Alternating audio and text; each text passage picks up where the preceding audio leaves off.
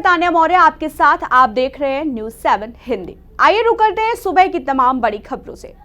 प्रधानमंत्री नरेंद्र मोदी की अध्यक्षता में बुधवार को दिल्ली में केंद्रीय कैबिनेट की बैठक में जाति जनगणना को मंजूरी दी गई, जिसके बाद सियासी गलियारों में चर्चाएं तेज हो गई। वहीं इस मुद्दे पर हमारे संवाददाता मोहम्मद आमिर ने सपा विधायक रविदास मल्होत्रा से बातचीत की। क्या कुछ कहा, सुनिए। के लिए सपा विधायक रविदास मल्होत्रा जी हैं। विधायक जी, कल जातीय जनगणना को लेकर एक बड़ा फैसला लिया गया, कैसे देखते हैं आप इस फैसले को? समाजवादी पार्टी बहुत लंबे समय से जाति आधार पर जनगणना कराने की मांग को लेकर के संघर्ष कर रही थी। ये समाजवादी पार्टी के संघर्ष की विजय है और पूरे प्रदेश में, देश में दलित और पिछड़े वर्ग लोगों ने जो दबाव बनाया, उस दबाव में भाजपा की केंद्र की सरकार ने जाति आधार पर जनगणना कराने की मांग को स्वीकार किया है और इसलिए ये समाजवादी पार्टी के दलितों के, पिछड़ों के संघर्षों की जीत है। बिहार चुनाव से पहले इस फैसले को कैसे देखते हैं आप? क्या लगता है इससे कोई असर पड़ेगा चुनाव पे? नहीं, जनता जानती है कि ये समाजवादी पार्टी और इंडिया गठबंधन के संघर्षों का परिणाम है, तो इसलिए जनता जो है, हम लोगों को, जो पीडीए के लोग हैं, वो हम लोगों को ही वोट देने का काम करेंगे, क्योंकि उन्हें मालूम हो गया है कि इंडिया गठबंधन के जो दल है, उनकी मांग पर ही भारत सरकार को झुकना पड़ा है और दबाव में ये फैसला किया गया। ये जातीय जनगणना से जनता को कितना फायदा होगा, इसको आप कैसे देखते हैं इस फैसले को? जिसकी जितनी संख्या भारी, उतनी उसकी भागीदारी। जितनी संख्या इसकी है दलितों की, पिछड़े वर्ग के लोगों को उनका हक, अधिकार, न्याय और सम्मान मिलने का काम होगा। हम लोगों का ये संकल्प है कि जब तक दलितों को, पिछड़ों को, अल्पसंख्यकों को, कमजोर वर्ग के लोगों को उनका हक, अधिकार, न्याय और सम्मान नहीं मिलेगा, तब तक हमारा संघर्ष और आंदोलन जारी रहेगा। ये हमारे साथ सपा विधायक रविदास मल्होत्रा मौजूद थे, जिन्होंने जातीय जनगणना पर अपनी बात रखी। न्यूज़ 7 हिंदी के लिए मोहम्मद आमिर, लखनऊ। रामनगरी अयोध्या में मीट और शराब की बिक्री को लेकर नगर निगम ने एक प्रस्ताव पारित किया है। इसके मुताबिक अब अयोध्या और फैजाबाद शहर को जोड़ने वाले मुख्य मार्ग रामपथ पर शराब और मांस की बिक्री पर पूरी तरह से रोक लगा दी जाएगी। मांस और शराब की बिक्री से जुड़ा प्रस्ताव रामपथ के 14 किलोमीटर के हिस्से को लेकर लाया गया है। इस 14 किलोमीटर के रामपथ पर अब शराब और मांस की बिक्री पूरी तरह से प्रतिबंधित रहेगी। इसके अलावा पान, गुटखा, बीड़ी, सिगरेट और इनरवियर के विज्ञापन रामपथ पर भी नहीं प्रदर्शित किए जाएंगे।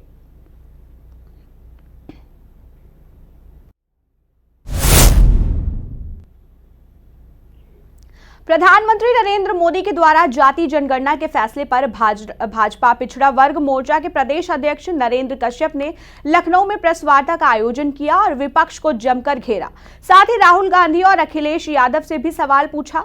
नरेंद्र कश्यप ने कहा कि जाति जनगणना से पूरे देश को फायदा मिलने जा रहा है, पिछले लोगों को सामाजिक न्याय मिलने जा रहा है। कांग्रेस के नेताओं ने आज तक इस पर ध्यान नहीं दिया, जबकि 3 लोग कांग्रेस से प्रधानमंत्री भी रहे हैं।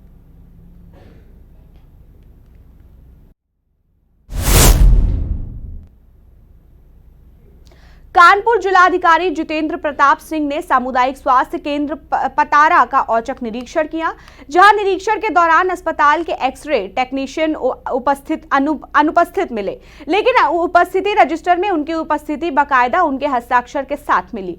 वहीं साथ अन्य कर्मचारी भी स्वास्थ्य केंद्र से नदारत मिले और उनके रजिस्टर भी हस्ताक्षर में किए थे, जिस पर जिलाधिकारी ने नाराजगी जताते हुए कहा कि ड्यूटी पर तैनात डॉक्टर कटियार ने भी पूरे अप्रैल माह में केवल 4 मरीजों को अपने हाथ से देखा। वहीं ज्यादातर मरीजों को अस्पताल के फार्मासिस्ट ही देखते थे, जिनका ब्यौरा रजिस्टर में साफ तौर पर अंकित है। जिलाधिकारी ने सामुदायिक स्वास्थ्य केंद्र के लापरवाह डॉक्टर और कर्मचारियों के खिलाफ सख्त रवैया अपनाते हुए कहा कि इनको हटाने की तैयारी कर ली गई है। वहीं इन पर सभी विभागीय और दंडात्मक कार्रवाई भी की जाएगी। ये MOIC हमारी पतारा है, जो इम्पोर्टेंट हमारी एक CHC है, उस पर हमने निरीक्षण किया गया आज दोपहर करीब 12 बजे। यहाँ पर जो एक्सरे टेक्नीशियन के इंतजार में एक पेशेंट बैठी थी, तो उनसे पूछा गया तो उनको कह रहे हम प्रतीक्षा कर रहे हैं, जबकि जो एक्सरे टेक्नीशियन मिस्टर अमन वर्मा है वो आए नहीं है, सवेरे से किसी ने देखा नहीं है और आश्चर्यजनक रूप से उनकी अटेंडेंस रजिस्टर में लगी हुई है 1 मई की। जो MOIC ने भी 11:15 बजे रजिस्टर सीन किया है, उन्होंने भी ये ध्यान नहीं दिया है कि ये अटेंडेंस किसी भूत ने लगाई है या अमन वर्मा ने लगाई है या अमन वर्मा लगा के यहाँ से भाग गए हैं, जबकि पेशेंट इंतजार में है। जो एक्सरे रजिस्टर देखा गया है, ये MOIC हमारी पतारा है, जो इम्पोर्टेंट हमारी एक CHC है, उस पर हमने निरीक्षण किया। रायबरेली में ट्रैफिक व्यवस्था को लेकर ई-रिक्शा चालकों में नाराजगी बढ़ती जा रही है। चालकों का कहना है कि 5 किलोमीटर के दायरे में आने वाले छोटे शहर रायबरेली में लागू जोन सिस्टम को समाप्त किया जाए।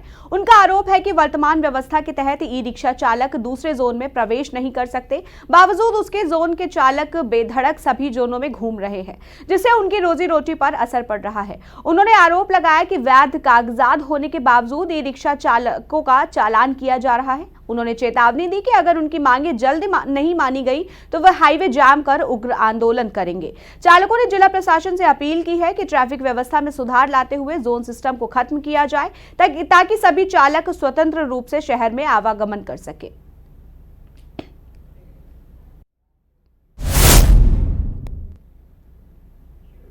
यूपी के गाजीपुर जिले के रेवतीपुर स्थानीय थाना क्षेत्र में एक गांव से 3 सगी बहनें रहस्यमयी परिस्थितियों में गायब हो गई। एक ही घर से 3 लड़कियों के गायब होने से हड़कंप मच गया। जो लड़कियां घर से गायब हैं, उनमें से एक की शादी 8 मई को है। लड़कियों के पिता ने मामले की शिकायत पुलिस थाने में दर्ज की है। वहीं पुलिस इस मामले को गंभीरता से लेते हुए आगे की जांच शुरू कर दी है।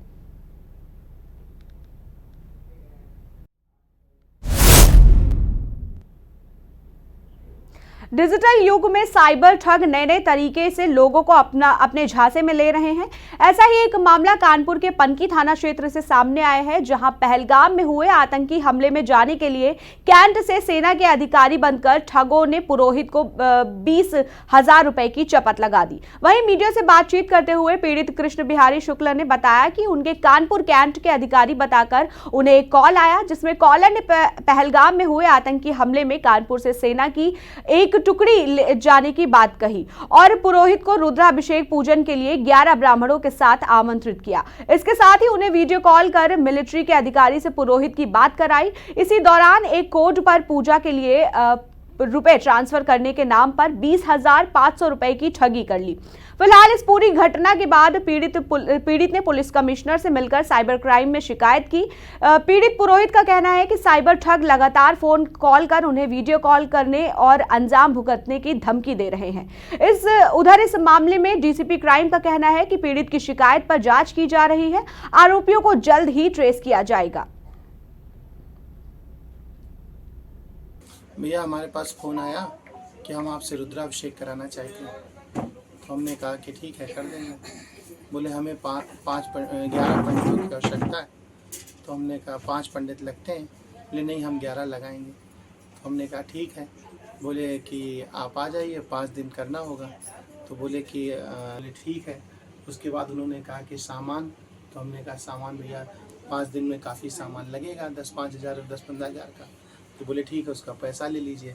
उसके लिए फिर उन्होंने कहा कि आप अपना 2 मोबाइल का नंबर दीजिए। भैया हमारे पास फ़ोन आया कि हम आपसे रुद्राभिषेक कराना चाहते हैं। तो हमने कहा कि ठीक है, कर देंगे। इस वक्त के लिए फिलहाल इतना ही। देश दुनिया की तमाम खबरों से जुड़े रहने के लिए बने रहिए News 7 हिंदी के साथ।